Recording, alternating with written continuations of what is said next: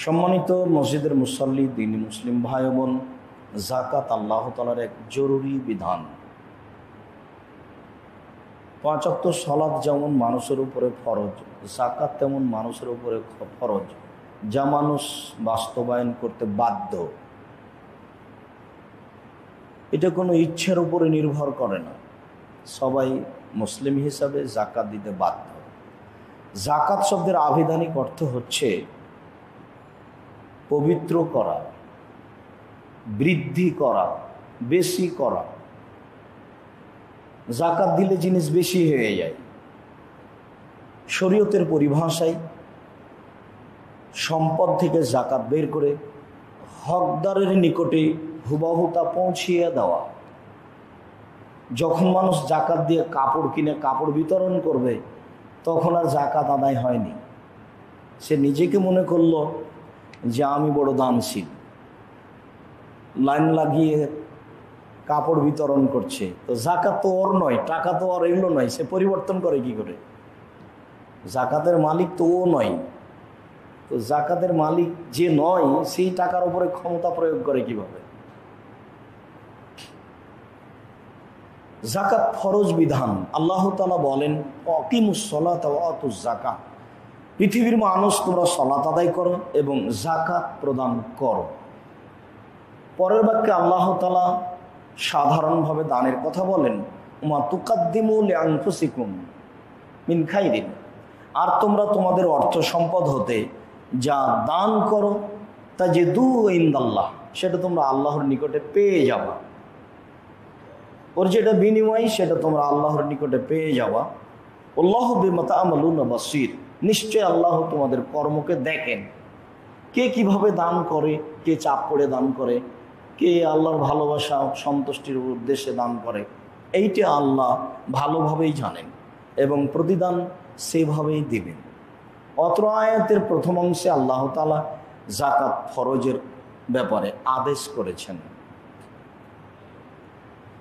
আল্লাহ তাআলা বলেন, খুয মিন আমওয়ালিহিম সাদাকাতান তুতাহিরুহুম ওয়া তুযাক্কিহিম বিহা।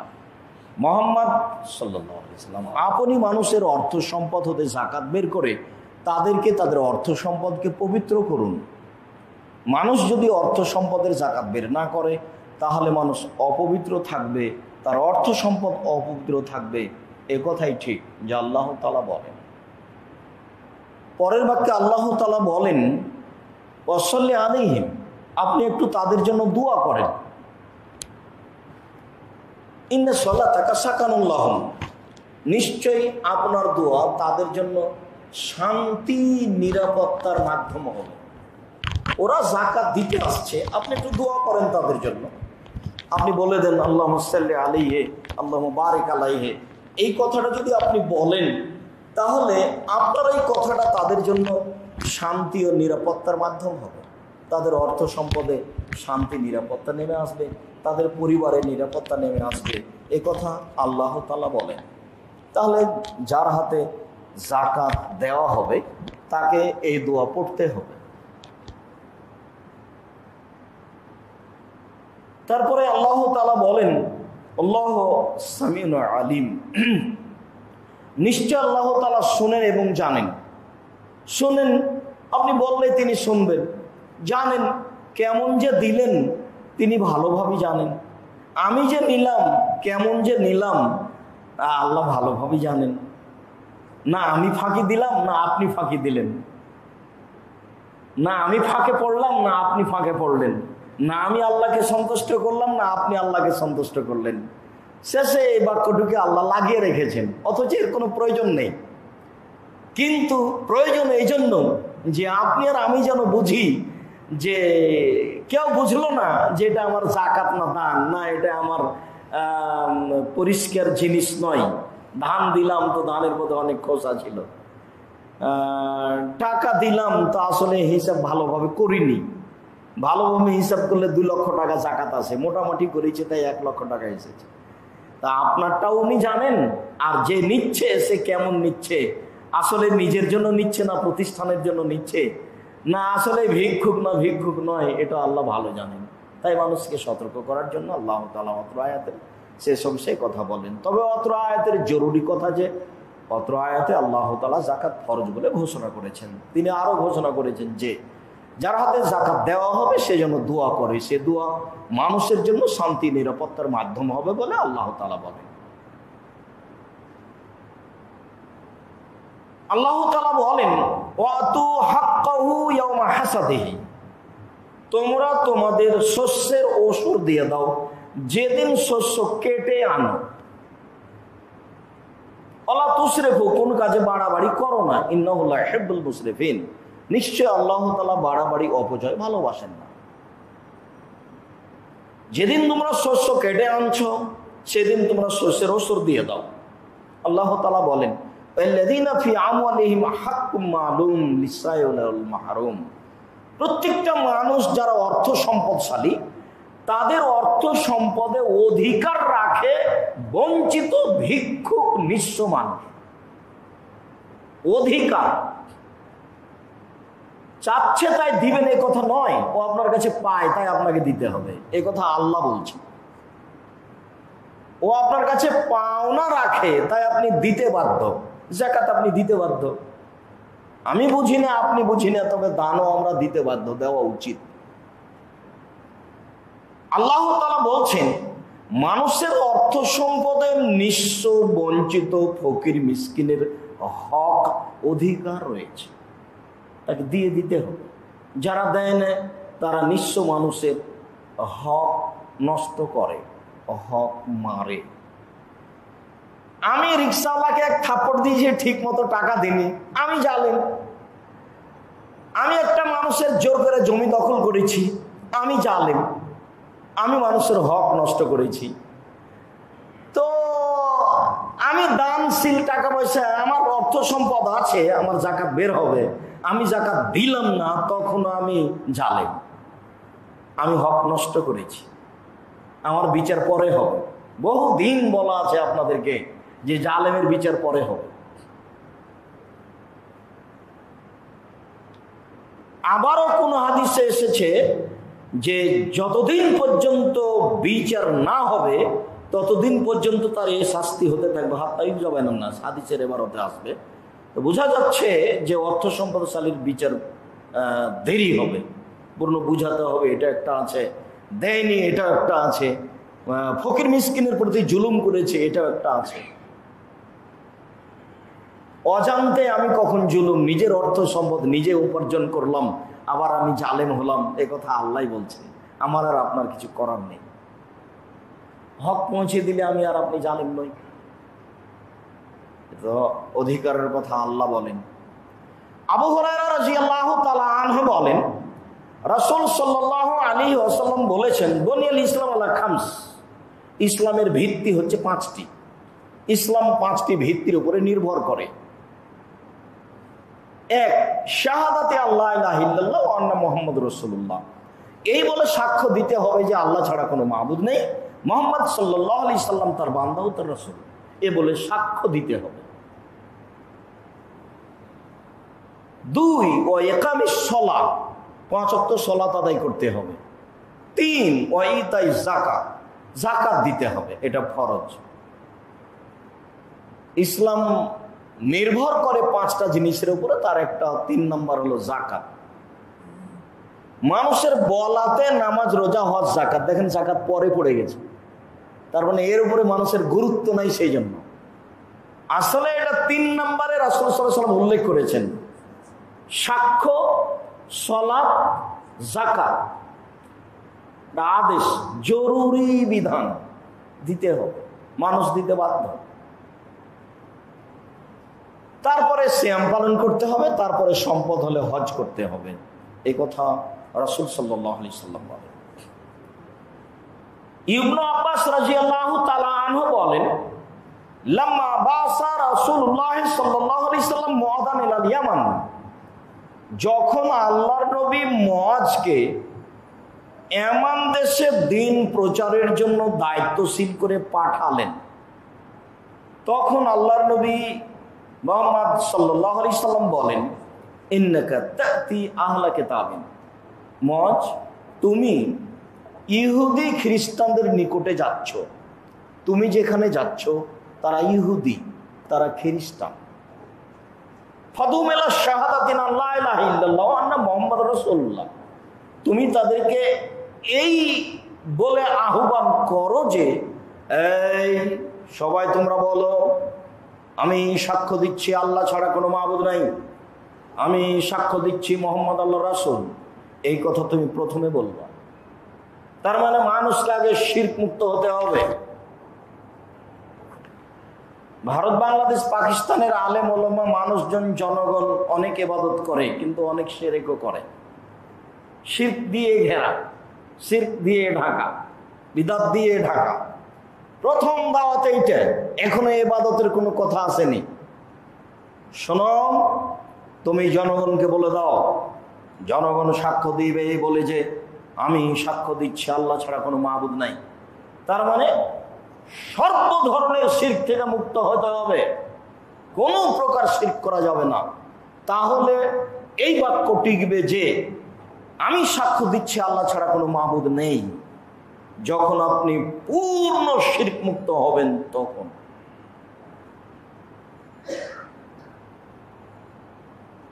তুমি বলে দাও, মানুষ বলবে আমি সাক্ষ্য দিচ্ছি মোহাম্মদ আল্লাহ রাসূল।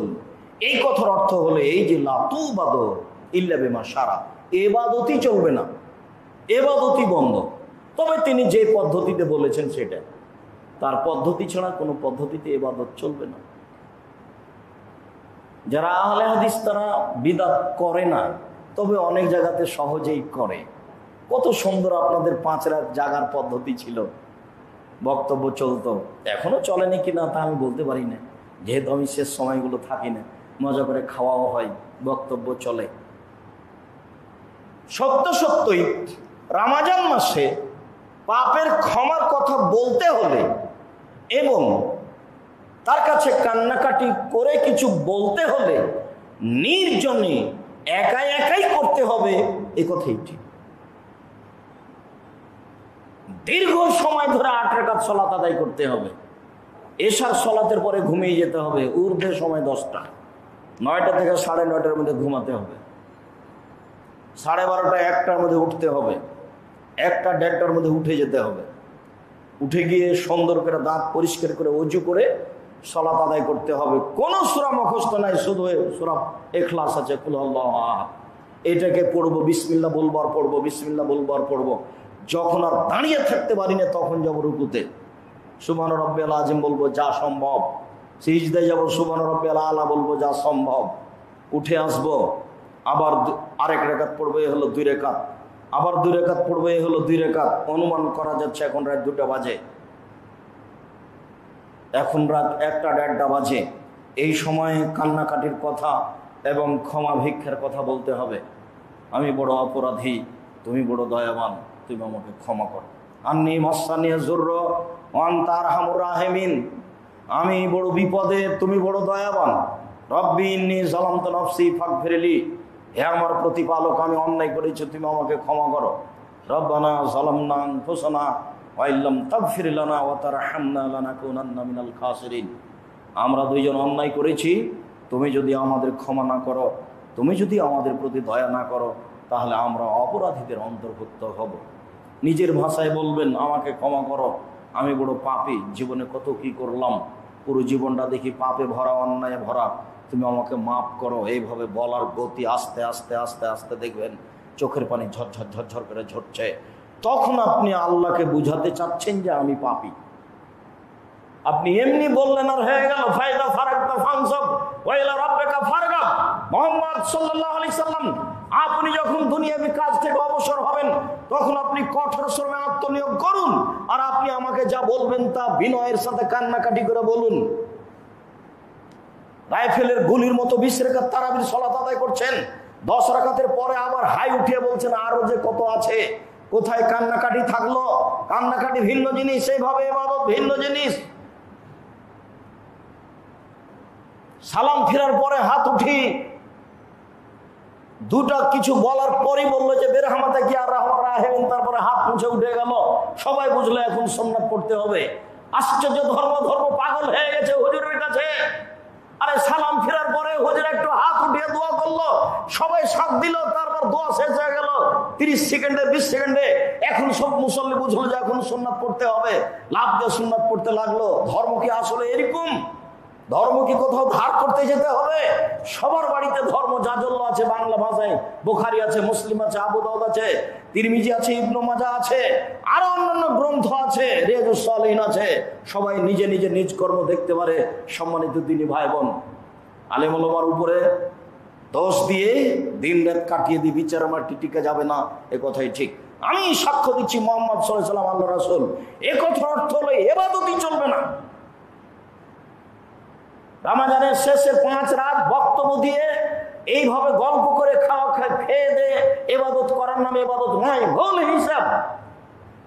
এজা দাখালা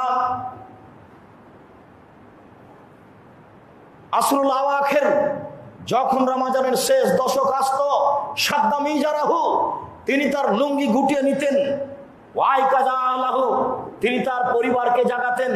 তার মানে সপরিবারে সারা রাত জীবন বাজি রেখে চেষ্টা করবে, তার তিনি প্রস্তুতি নিয়েছেন, তার নাম ইবাদত।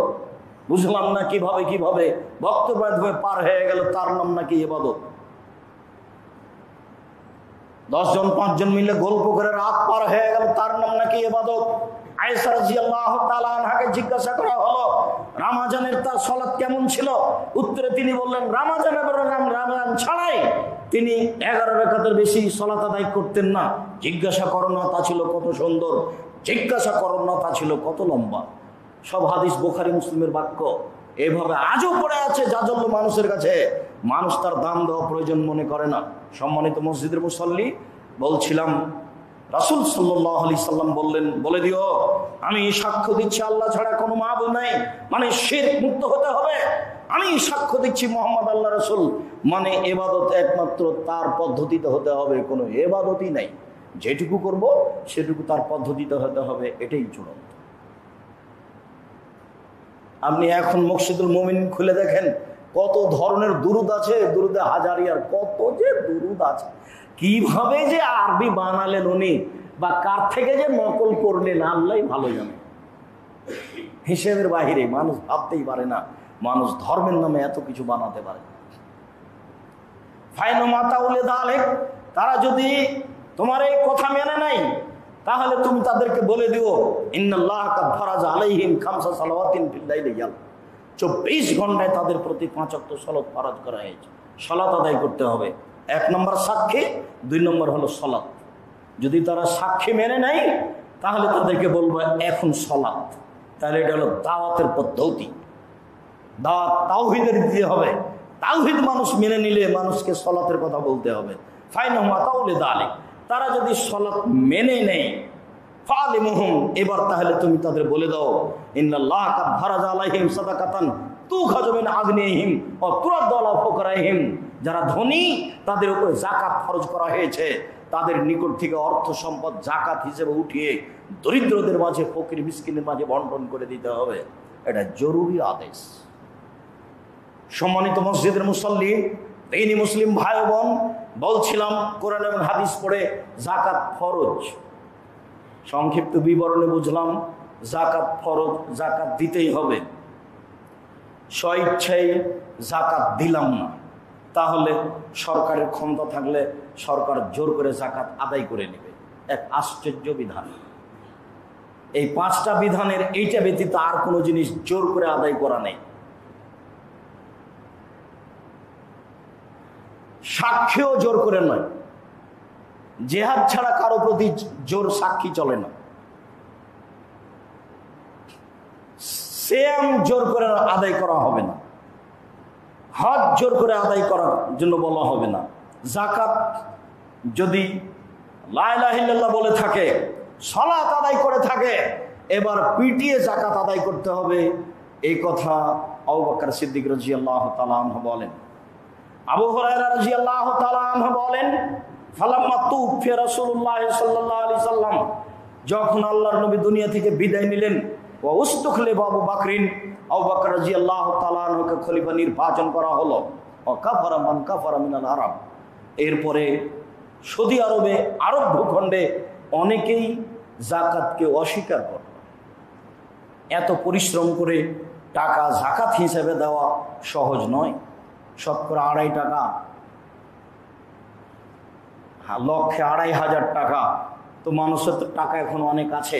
1,02,500 টাকা যদি 20 লক্ষ টাকা থাকে তো অনেক টাকা চলে গেল। যদি 50 লক্ষ থাকে তাহলে অনেক টাকা চলে গেল। এটা অনেক ভারী, মানুষের কাছে এটা ভারী হয়ে গেল, মানুষ অস্বীকার করল। উমর রাদিয়াল্লাহু তাআলা আনহু আবু বকর সিদ্দিককে বললেন, কাইফা তুকাতিলুন নাস, আজকে আপনি মানুষের বিরুদ্ধে যুদ্ধ করবেন কি করে? আল্লাহ রাসূলুল্লাহ সাল্লাল্লাহু আলাইহি ওয়াসাল্লাম, আল্লাহর নবী বলে রেখেছেন, উমিরতু নুকাতিলান নাস হাত্তা ইয়াকুল লা ইলাহা ইল্লাল্লাহ। আল্লাহর নবী বলেছেন যে আমাকে আদেশ করা হয়েছে মানুষের সাথে আমি যুদ্ধ করব অতক্ষণ পর্যন্ত যতক্ষণ পর্যন্ত মানুষ লা ইলাহা ইল্লাল্লাহ না বলছে। মান কালা লা ইলাহা ইল্লাল্লাহ ফাকাদ আসামা মিন্নি দিমাহু ওয়া নাফসাহু, কেউ যদি লা ইলাহা ইল্লাল্লাহ বলে ফেলে সে নিজেকে নিরাপদে করেছে, সে তার অর্থ সম্পদকে নিরাপদে রেখেছে। এখন তো এরা লা ইলাহা ইল্লাল্লাহ বলেছে, এরাকে তো মারা যাবে না। কেন? আল্লাহর নবী বলেছেন যে লা ইলাহা ইল্লাল্লাহ বলেছে সে নিরাপদে। তো এরা তো যাকাত দিবে না, তা আপনি তো কিছু বলতে পারবেন না। কেননা লা ইলাহা ইল্লাল্লাহ বলেছে মানে নিরাপদে হয়ে গেছে, এই কথা আল্লাহর নবী বলেছেন, আপনি এখন কি করবেন? তখন আবু বকর সিদ্দিক রাদিয়াল্লাহু তাআলা আনহু বলেন, আনতা জাব্বার ফিল মুশরিক খাওয়ার ফিল ইসলাম।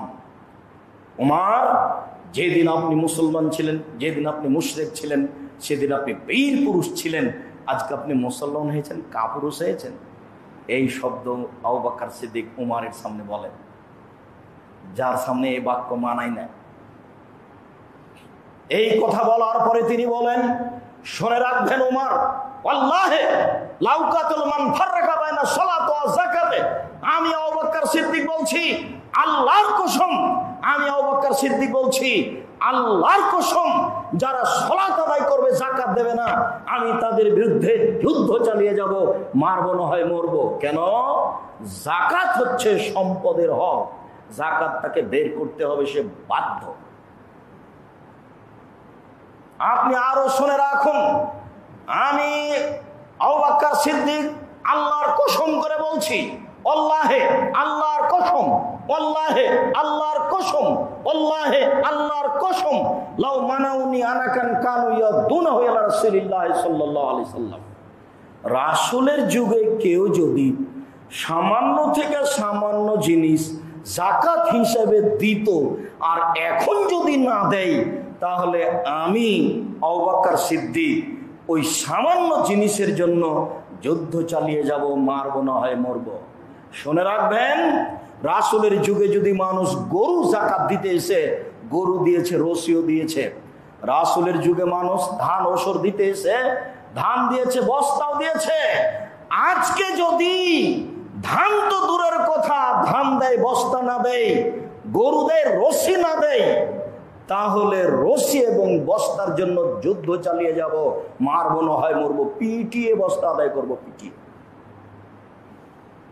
পিটিয়ে রশি আদায় করব। এ কথা আবু বকর সিদ্দিক রাদিয়াল্লাহু তাআলা আনহু বলেন উমর রাদিয়াল্লাহু তাআলা আনহুর সামনে। তখন উমর বললেন, হ্যাঁ আপনি ঠিক বলেছেন, এটাই ঠিক। হাদিস বুখারী মুসলিম। কি বুঝলেন? বুঝলাম যে যাদের উপরে যাকাত ফরজ হয়েছে তারা যদি না দেয়, সরকারের যদি ক্ষমতা থাকে, নীতিবান সরকার হয়, তাহলে এসে হাতে রশি দিয়ে খুঁটির সাথে বেঁধে পিটাবে আর বলবে কোথায় কোথায় যাকাত আছে দিয়ে দাও, এবং সেটা হক হবে। পিটিয়ে যাকাত আদায় বের করতে হবে, আশ্চর্য বিধান, পিটিয়ে। আর এটাই ঠিক, তার নাম যাকাত। ঘটনা হয়তো বা অন্য, যে এইটাতে অসহায় মানুষের রুজি আছে, সেই জন্য এরকম কঠোরতা। সংক্ষিপ্ত অত্র হাদিসে বুঝছিলাম, যদি নিজে থেকে স্বেচ্ছায় মানুষ যাকাত না দেয়, তাহলে পিটিয়ে যাকাত আদায় করা যায়। নিজেও দিলাম না, পিটিও আদায় করা হলো না, তাহলে কি হবে? তাহলে হবে এই, আল্লাহ তাআলা বলেন, ওয়াল্লাযীনা ইয়াকনিজুনা যাহাবা ওয়াল ফিদ্দা, যারা অর্থ সম্পদ স্বর্ণ চাঁদি সঞ্চয় করে রাখে, ওয়ালা ইউনফিকুনাহা ফি সাবিলিল্লাহ, এবং তার যাকাত বের করে না। আল্লাহ তাআলা বলছেন ইয়াউমা ইহমা আলাইহা ফি নারি জাহান্নামা ফাতুকওয়া বিহা জিবাহুহুম ওয়া জুনুবুহুম ওয়া জুহুরুহুম। বিচারের মাঠে তার অর্থ সম্পদ স্বর্ণ চাঁদিকে লাঠি তৈরি করে জাহান্নামের আগুনে গরম করে তার কপালে, তার পার্শ্বদেশে, তার পিঠে দাগ দেওয়া হবে। আর দাগ দেওয়ার সময়তে বলা হবে হাজা মা কানাস্তুম লিআনফুসিকুম, এইটাই তোমার সেই সম্পদ যেটা তুমি সঞ্চয় করে রেখেছিলে, তুমি যাকাত দাওনি, সঞ্চিত সম্পদ তুমি যাকাত দাওনি। ফাজুকু মা কুনতুম তাকনিজুন, স্বাদ অনুভব করো তো কেমন লাগে, স্বাদ অনুভব করো তো কেমন লাগে। এ কথা আমি বলিনি, এ কথা আল্লাহ তাআলা বলছেন। এবার এইভাবে স্বাদ অনুভব করো, তোমার নিজের সঞ্চিত সম্পদের স্বাদ অনুভব করো। বিষয়টি এরকম কেন, কি দরকার এত অপমান করার জন্য? বিত্তশালীদেরকে অপমান করা হবে এই জন্য? কিছুই না। পিছন দিকে হাত বেঁধে জাহান্নামে নিয়ে যেতে হবে কেন? আল্লাহর কি ঠেকা বেঁধেছে? সরাসরি আদেশ করলেই তো হবে, ফেরেশতাকে ধরে ছেঁচড়ে নিয়ে যাবে, বললেই হবে। যারা হাত ঢুকে গোটা পৃথিবী উল্টে দিতে পারে তারা কাজ করে, আর তাদেরকে হাত বেঁধে নিয়ে যেতে হবে জাহান্নামে? কিছুই নাই, শুধু অপমান করার জন্য, শুধু অপমান করার জন্য। এইভাবে ফেরেশতারা বলবেন, নেও স্বাদ অনুভব করো যেটা সঞ্চয় করে রেখেছিলে যাকাত দেওনি, অপমান করার জন্য।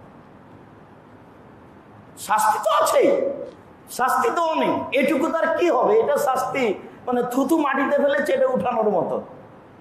এটা হলে এই অপরাধ করেছে 10 লাঠি দাও, তো ব্যথা পেলে তো 10 লাঠি। আর একটা অপরাধ করেছে, অপরাধ করেছিস মাটিতে থুতু ফেলে তুই একটু চেটে নে, এটা তো কিছু কষ্ট হলো না, কিন্তু মান সম্মানের হানি হলো। মুজিবুর বিএসসি বলেছিলেন, আমি সরাসরি নিজেই জেলে যেতে রাজি, কিন্তু আমার হাতে হাত করা দেওয়া হয় না যেন, তার মান সম্মানের হানি। মান সম্মানের দাম আছে, এই জন্য বিচারের মাঠে সবার হাত বেঁধে দেওয়া হবে, পিছন দিকে সবকে অপরাধী করে নিয়ে যাওয়া হবে। জাহান্নাম তো আছে, আর কেউ তো পালাতে পারবে না, ওটা তো বিচারের মাঠ, কারোর তো কোনো কথা চলে না। আবু হুরায়রা রাদিয়াল্লাহু তাআলা আনহু বলেন, রাসূল সাল্লাল্লাহু আলাইহি ওয়াসাল্লাম বলেছেন, মান আতাহুল্লাহু মালান ফালাম ইউদ্দি যাকাতাহু মুসসালাহু মালু ইয়াউমাল কিয়ামাহ। কাউকে যদি আল্লাহ তাআলা অর্থ সম্পদ দেন, আর সে যদি তার অর্থ সম্পদের যাকাত বের না করে, তো রাসূল সাল্লাল্লাহু আলাইহি সাল্লাম বলছেন, মুসসালাহু মালু ইয়াউমাল কিয়ামাহ সোজা আকরা, তাহলে তার এই অর্থ সম্পদকে বিচারের মাঠে বিষাক্ত সাপ করা হবে। সাপ মানুষের জন্য খুব ভয়াবহ জিনিস, বিষাক্ত সাপ করা হবে। আল্লাহু যাবিবাতান, তার মুখের উপরে 2টা কালো দাগ থাকবে, তার মানে ও বিষাক্ত। তার 2টা মুখ থাকবে, ইয়াখুজুবে লাহজামাতাইহে, সে তার লোকটার ইতাওয়াক্কাহু ইয়াউমাল কিয়ামাহ, সাপটাকে তার গলায় জড়িয়ে দেওয়া হবে। যেই সাপ দেখলে আপনি দড়িয়ে পালান, সেই সাপ যদি গলায় জড়ানো থাকে, তাহলে অবস্থাটা কেমন হতে পারে? গলায় জড়ানো অবস্থায় তার মুখের 2 সাইড ধরে বলবে, আনা মালক, আমি হচ্ছে তোমার সম্পদ, আনা কানজক, আমি হচ্ছে তোমার সঞ্চিত সম্পদ, যেই সম্পদের যাকাত দেওয়া হয়নি। সাপ তো সবল মারছে, তো সাপকে আবার এটা বলতে হবে কেন? এটা হলো অপমান করার জন্য। সাপ তো কাঁধে উঠানো আছে, এটা তো এমনি ভয়াবহ, তারপর আবার ছবল মারবে, এটা একটা জটিল। আবার মুখে বলবে সাপ যে আমি তোমার সঞ্চিত সম্পদ।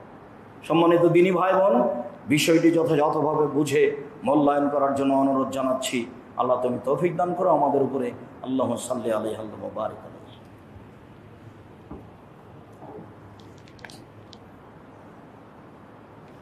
আলহামদুলিল্লাহি ওয়াহদা ওয়াসসালাতু ওয়াসসালামু আলা মান লা নাবিয়্যা বাদা। আবু যার গিফারি রাদিয়াল্লাহু তাআলা আনহু বলেন, রাসূল সাল্লাল্লাহু আলাইহি ওয়াসাল্লাম বলেছেন, মা মিন রাজুলিন কানা লাহু ইবলুন আও বাকারুন আও গানাম ওয়ালা ইউদ্দি হাক্কাহা, যে কোনো মানুষের অর্থ সম্পদ, উট, গরু, ছাগল আছে, সে তার যাকাত দিল না, কানা লাহু ইয়াউমাল কিয়ামা আযামা মা তাকুন, তো সেই যে বিচারের মাঠে দুনিয়াতে যা ছিল তার চেয়ে অনেক বড় হয়ে যাবে, আসমানা হোক, মোটা তাজা হয়ে যাবে। ওট দুনিয়াতে যা ছিল তার চেয়ে অনেক গুণ বেড়ে যাবে বিচারের মাঠে। গরু দুনিয়াতে যা ছিল তার চেয়ে অনেক বড় মোটা তাজা হয়ে যাবে। ছাগলও তার চেয়ে অনেক বড় মোটা তাজা হয়ে যাবে। তাতাও হবে আক্ষা ফেহা, ও পা দিয়ে লোকটাকে ডলতে থাকবে, থ্যাথলাতে থাকবে। তানহাত হু ও তান্তা হু বে করুনেহা, শিং দিয়ে তাকে গুতাতে থাকবে। রাসূল সাল্লাল্লাহু আলাইহি ওয়াসাল্লাম বলেন, এজা খারাজাত ওখরাহা রুদ্দাত আলাইহি উলাহা, যখন শেষের দলটা পার হয়ে যাবে তখন প্রথমটাকে আবার নিয়ে আসা হবে। বারবার এইভাবে চলবে, হাত্তা ইউকজা বাইনান নাস, যতক্ষণ পর্যন্ত মানুষের মাঝে বিচার না হচ্ছে, যতক্ষণ পর্যন্ত আপনার বিচার চলতে থাকবে ততক্ষণ অবস্থা এইভাবে থাকবে। তাহলে ওট গরু পা দিয়ে থেঁতলাতে থাকবে মালিককে, অবাক বিধান, এবং শিং দিয়ে গুতাতে থাকবে। হাদিস তো বুখারী মুসলিম। আমার আর আপনার তো এখানে ব্যক্তিগত কোনো স্বাধীনতা নেই, কোনো অধিকারও নেই, কিছু বলারও নেই, এবং যা ছিল তার চেয়ে বেশি মোটা তাজা থাকবে। এই কথা রাসূল সাল্লাল্লাহু আলাইহি ওয়াসাল্লাম বলেন। আবু হুরায়রা রাদিয়াল্লাহু তাআলা আনহু বলেন, রাসূল সাল্লাল্লাহু আলাইহি সাল্লাম বলেছেন, একুনু কানজু আহাদিকুম ইয়াউমাল কিয়ামা সুজান আকরা, তোমাদের সঞ্চিত অর্থ সম্পদ বিচারের মাঠে বিষাক্ত সাপ হবে। ও এফিরু সাহেবুল মাল মিনহু, মালের মালিক সম্পদওয়ালা ব্যক্তি সাপ দেখে পালাতে থাকবে। ও ইয়াতলুবুহু, আর সে তাকে ধাওয়া করে ছুটতে থাকবে ধরার জন্য। আপনি আগে আগে পালাবেন আর সাপ পিছে পিছে দৌড়িয়ে যাবে আপনাকে ধরার জন্য। শেষ পরিণতি মানুষের কি জানেন? হাত দিয়ে নিজেকে মানুষ বাঁচায়। গাড়ি অ্যাক্সিডেন্ট হয়েছে, গাড়িতে তো গাড়িকে ঠেকাচ্ছে হাত দিয়ে। দেখবেন যে রিক্সা এসে আমাকে মেরেছে, তো আপনি চট করে হাত দুটো দিয়ে নিজেকে বাঁচাতে যাচ্ছেন। মানুষের শেষ ক্ষমতা নিজেকে বাঁচানোর দুই হাত দিয়ে। তো এবার সাপটা, আমি আগে আগে দৌড়াচ্ছি, সাপ পিছে পিছে দৌড়াচ্ছে, এক পর্যায়ে যখন শেষ হয়ে গেছে আর দৌড়ানো যাচ্ছে না, তখন নিজেকে বাঁচাতে হবে, তাই ঘুরে হাত দিয়ে বাঁচাচ্ছি। রাসূল সাল্লাল্লাহু আলাইহি ওয়াসাল্লাম বলছেন, আপা ইলকামা হো আসা বেয়া হো, আপনার পুরো হাত দুটি তার মুখে ঢুকে যাবে। এই কথা রাসূল সাল্লাল্লাহু আলাইহি ওয়াসাল্লাম বলেন। আমি অনুবাদক। সম্মানিত দিনী ভাই বোন, যদি স্বইচ্ছায় যাকাত না দিই তাহলে অবস্থা এ হবে। পৃথিবীতে যাকাত না দেওয়া সম্পদের চেয়ে মানুষের জন্য কোনো ভয়াবহ সম্পদ আছে তা আমার বিবেচনায় আসে না।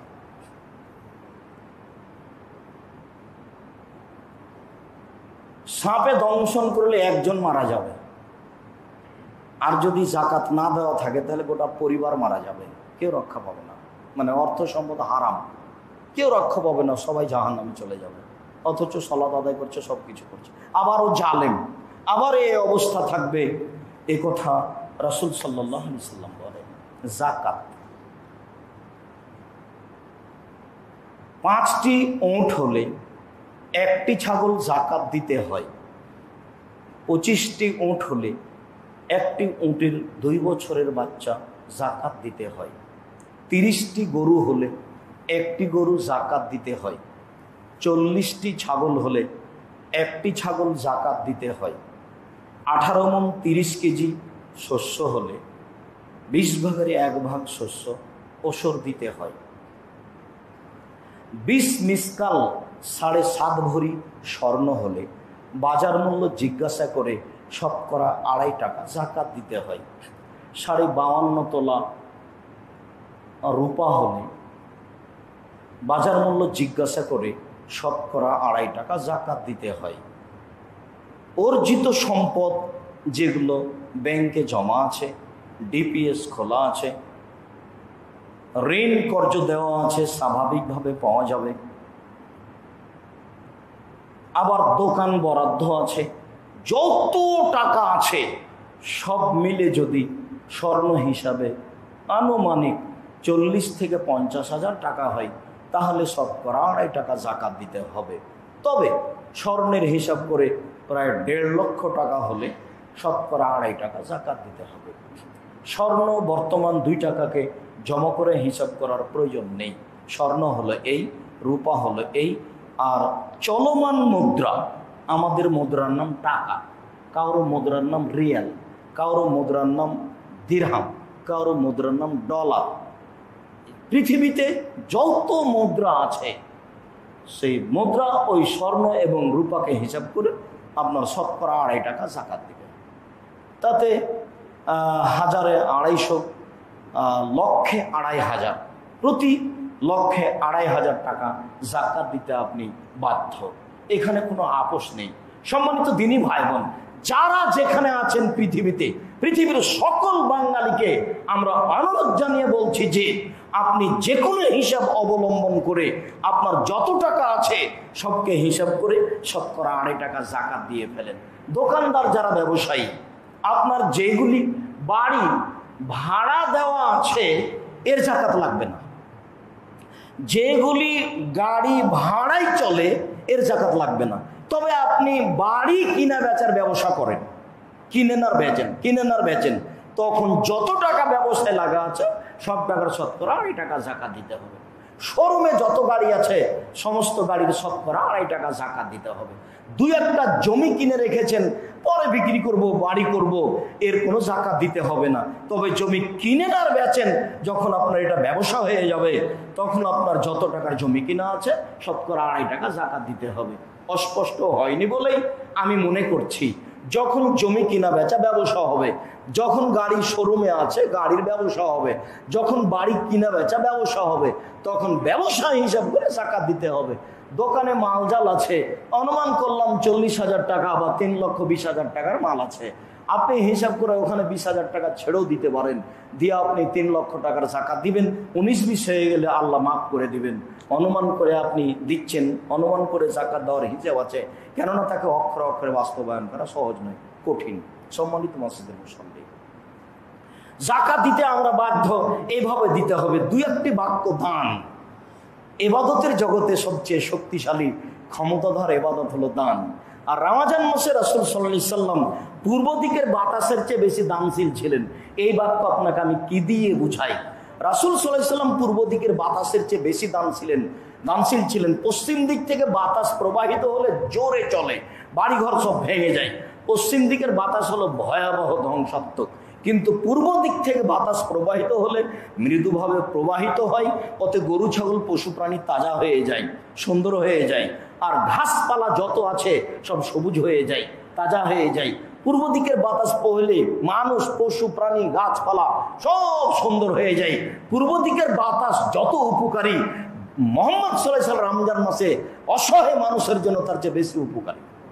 কি দিয়ে আপনাকে আমি বুঝাতে পারি?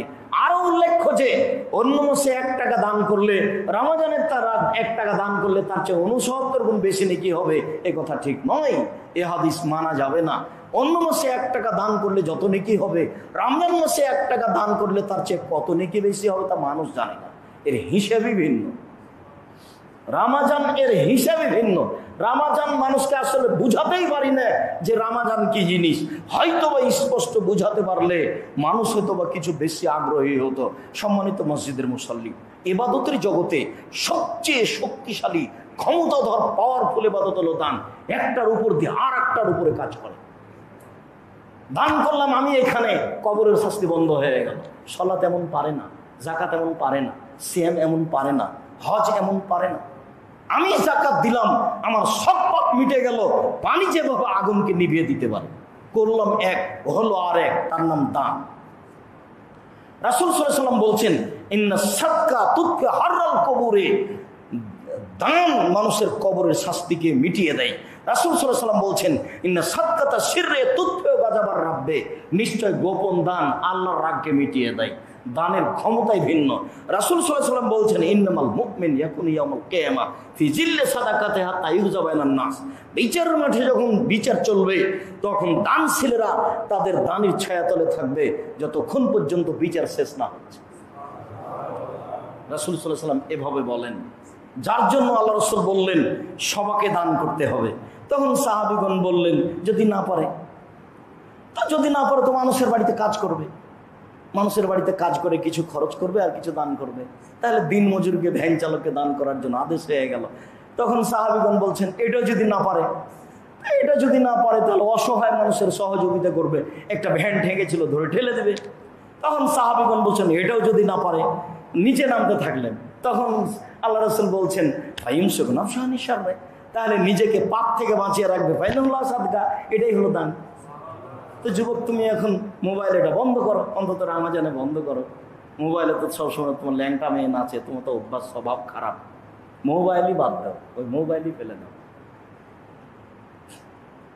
তাহলে দানের সমান নেকি হবে। হাদিস বুখারী মুসলিম, আমি এই কথা বলিনি, মুহাম্মদ সাল্লাল্লাহু আলাইহি ওয়াসাল্লাম এই কথা বলছেন। ইবাদতের জগতে সবচেয়ে শক্তিশালী, ক্ষমতাধর, পাওয়ারফুল ভিন্ন ধরনের ইবাদত হলো দান। আর রমজান মাসে দানের মান মর্যাদা ভিন্ন ধরনের। অতএব সমস্ত দিনী ভাই বোনকে, সকল দিনী ভাই বোনকে রমজান মাসকে মূল্যায়ন করার জন্য আন্তরিকভাবে অনুরোধ রইল। দান করুন ফকির, দান করুন মিসকিন। ফকির কে ভিক্ষা চাইছে, মিসকিনকে চাইতেও পারে না, সংসারও চলে না, ও আবার বাড়ির পাশে আছে, ওর সাথে আবার আপনার মায়ের সাথে খুব ঝগড়া। আপনি বলে পাঠিয়েছেন আম্মা ওই চাচিকে একটা কাপড় দিতে হবে, তখন আপনার মা বলছে করেছিস কি, তো ওকে কাপড় দিবি? দিন রাত আমাদের সাথে ঝগড়া, বলে আম্মা ওকেই দিতে হবে। চাঁপাইনবাবগঞ্জ রাজশাহীতে বলে শত্রুকে বড় পিঠে বসতে দিতে হয়। তো ও তো আপনার মায়ের শত্রু বলে আপনার আম্মা এই কথা বললেন, বলে আম্মা ওখানেই দেন। দানের সবচেয়ে ভালো পথ কাপড় চোপড়ের ব্যবস্থা করা, পানির ব্যবস্থা করা। মূলত ফকির, মূলত মিসকিন, মূলত কওমি বেসরকারি মাদ্রাসা।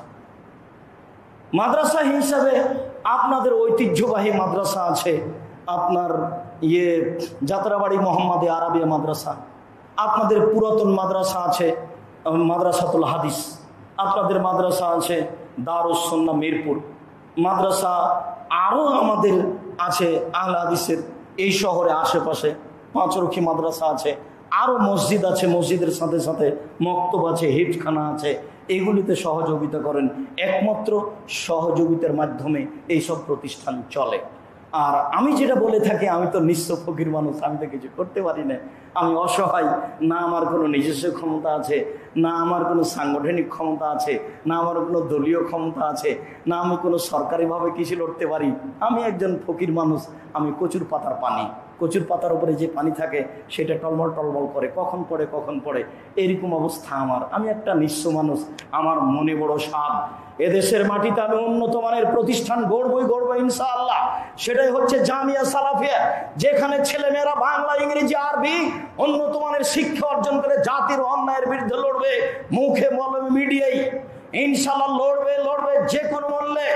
জামিয়া সালাফিয়া এদেশে উন্নত মানের প্রতিষ্ঠান হিসাবে গড়বে ইনশাআল্লাহ। কিভাবে করবে তা আমি জানি না, নিশ্চিত করবে ইনশাআল্লাহ, করবে, অবধারিত করবে। 2013 সালের 24 আগস্ট রোজ মঙ্গলবার জামিয়া সালাফিয়া হাঁটাবো, রূপগঞ্জ, নারায়ণগঞ্জ, ঢাকা। আমি বলেছিলাম আমার হাতে টাকা নেই, কথা সত্য, এখানে প্রতিষ্ঠান গড়বে, কথা সত্য, ইনশাআল্লাহ গড়বে। আপনি কিছু সহযোগিতা করতে না পারলেও দেখে আসবেন বিশাল প্রতিষ্ঠান। 2016 সালের 17 ফেব্রুয়ারি রোজ বুধবার বিকাল 4:30-5টার সময় জামিয়া সালাফিয়া ডাঙ্গিপাড়া পাওয়া রাজশাহীতে বলেছিলাম আমার হাতে টাকা নেই, কথা সত্য, এখানে প্রতিষ্ঠান গড়বে, এ কথা সত্য। বিশাল প্রতিষ্ঠান জামিয়া সালাফিয়া ডাঙ্গিপাড়া, যার মসজিদ আছে 90% জমির উপরে, যার একতলাতে 3000 মানুষ সালাত আদায় করতে পারবে, তার 2 তলায় কমপ্লিট, প্রায় 10 কোটি টাকা খরচ। আমি কিন্তু ফকির মানুষ। জামিয়া সালাফিয়া ডাঙ্গিপাড়ায় পাওয়া রাজশাহীতে ছাত্র আছে 1700 আর ছাত্রী আছে 800। 2 প্রতিষ্ঠান হইলে ছাত্র ছাত্রী সংখ্যা 3850 জন। 167 জন শিক্ষক শিক্ষিকা আছেন, যাদের প্রতি মাসে বেতন লাগে 19,50,000। এক মাসের বেতন আমার পক্ষে সংগ্রহ করা, বাকি জীবন চেষ্টা করলে তা সম্ভব নয়, তবু প্রতিষ্ঠান চলছে। বর্তমান পরিকল্পনা জামিয়া সালাফিয়া ডাঙ্গিপাড়া পাওয়া রাজশাহীতে একটা একাডেমিক ভবন পড়াশোনার জন্য নির্মাণের কাজ আরম্ভ হয়েছে, যাতে 5000 ছাত্র একসাথে পড়তে পারবে। এটা হলো বর্তমান পরিকল্পনা। বর্তমান পরিকল্পনা জামিয়া সালাফিয়া হাটা ববিরহাটা রূপগঞ্জ, যেটা আপনার বাড়ির পাশে, সেখানে বাইতুল হাম জামি মসজিদের জন্য 200 শতক জমি কিনা হচ্ছে। এটা সঠিক আকীদা আহলে হাদিসের একটা কাল ধরে মসজিদ হবে।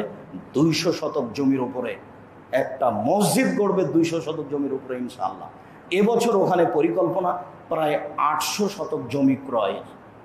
আমরা অর্ধেকের বেশি পৌঁছে গেছি, বাকি পরিকল্পনায় আমাদের আছে।